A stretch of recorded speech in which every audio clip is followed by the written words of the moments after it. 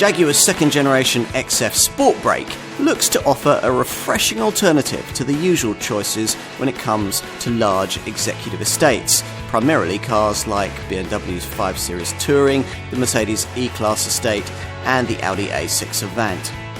In taking on these rivals, this Mark II model Sportbrake aims to tempt buyers with low-slung looks and a package that's refined, efficient, charismatic and very usable too. There's a 565-litre boot, it can tow up to 2 tonnes, and there's the option of all-wheel drive if you need it. Still want that F-Pace?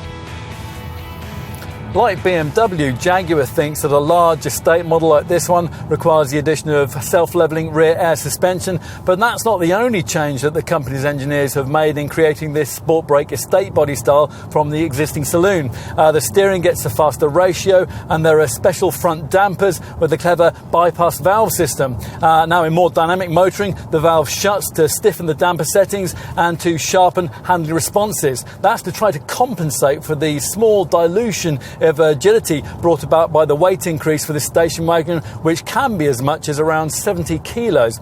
Otherwise, the engineering spec of this car is virtually the same as that you'll find in an XF saloon, which means that most Sportbrake buyers will be selecting between the same Ingenium branded range of 2-litre petrol and diesel units.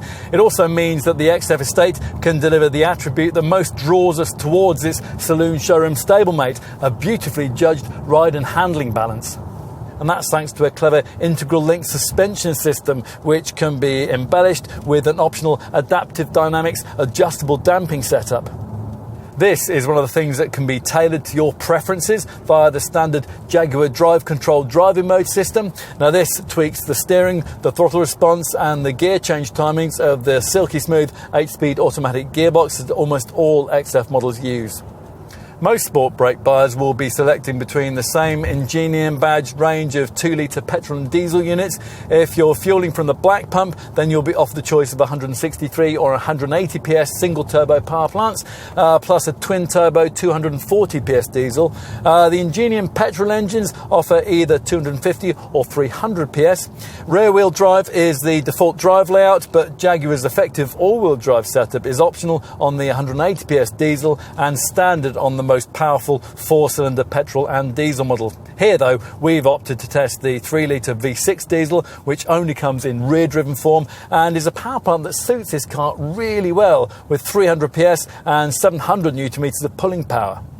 It's also reasonably efficient, managing up to 45.6 mpg on the combined cycle and up to 160 grams per kilometre of CO2. Highway refinement is exemplary, and even if you don't specify all-wheel drive, a clever ASPC or surface progress control system will deliver decent low-speed traction on slippery surfaces in the winter months, making this XF Sportbrake a really effective all-season all-rounder.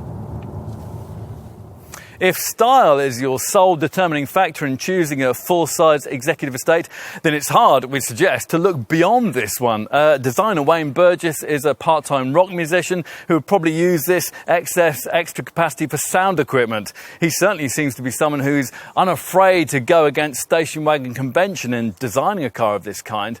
Now, it might be a little bit ridiculous to add sports car touches to the equivalent practically orientated models from Audi, BMW, and Mercedes and Volvo, but this Sportbrake's fast, sweeping silhouette is different and more dynamic, making its F-Type inspired rear end treatment somehow entirely fitting. Now let's take a look in the boot. The saloon gives you a 540-litre trunk, so if you go for this Sportbrake estate body style, you might reasonably be expecting the capacity to be quite a lot larger. Actually, the figure is 565 litres, although the space available is squarer and more usable than a conventional boot area would be. If you need more room, but you still need to carry a couple of rear-seated passengers, then you'll be pleased to see that the rear bench has a central split so that long items like skis can be pushed through. Now, if you need to flatten everything, you can use these discrete levers, which are positioned just inside these flush cargo side panels, or controls on the seat backs themselves, all of which frees up 1,700 litres of completely flat loading space. Now, a seat in the front of an XF has always been a special experience. I mean, creating this XF 260 series second generation model, the brief was to retain a real sense of occasion, but to mature and simplify the design language a little. So there's a classier, more modern look, as Jaguar's designers have sought to find more interesting and contemporary ways to say luxury. Largely, their efforts seem to have worked. The rising circular gear selector remains on the automatic models, and so do the cartwheeling air vents, although they've been reduced in number and they've been thrown to the edges of the cabin, with the centre of the fascia now freed up for this 10.2-inch in-control Touch Pro infotainment system. Get settled, and as you look around, the height of the waistline and the centre console gives the safe, driver-focused feeling of being sat in the beautifully supportive leather seat rather than on it. At the same time, the strong horizontal theme of the instrument panel, the layering of it, and the materials used for each layer creates a kind of rich, luxurious, handcrafted ambiance that you just don't get in this car's Teutonic rivals. Now, just one example of this, what Jaguar calls the Reaver Hoop, which is named after the famous powerboat, this veneered strip that sweeps from the doors right around behind the dashboard, and that, on plusher models, can be coated with exquisite stitched leather. So, time to take a seat in the back. The previous model really had no more room on the back seat than you would have got from a car in the next class down. Even now, 3 adults will still need to be on fairly personable terms, but 2 will be very comfortable indeed.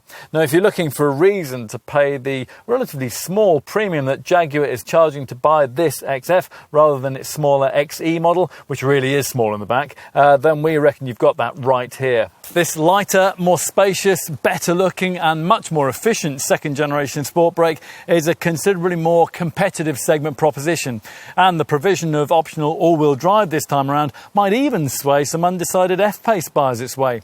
Like its saloon stablemate, it's involving to drive, it's beautifully quiet, and it's lovely to ride in. All of this you realise after a little time behind the wheel.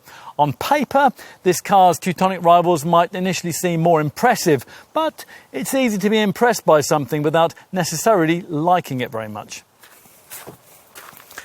An XF might not have the last nth of efficiency that you'll find in a rival A6 or 5 Series, but for an increasing number of business buyers, it's the car that they'd rather have on their driveways, especially, we'd suggest, if it comes as a Sportbrake.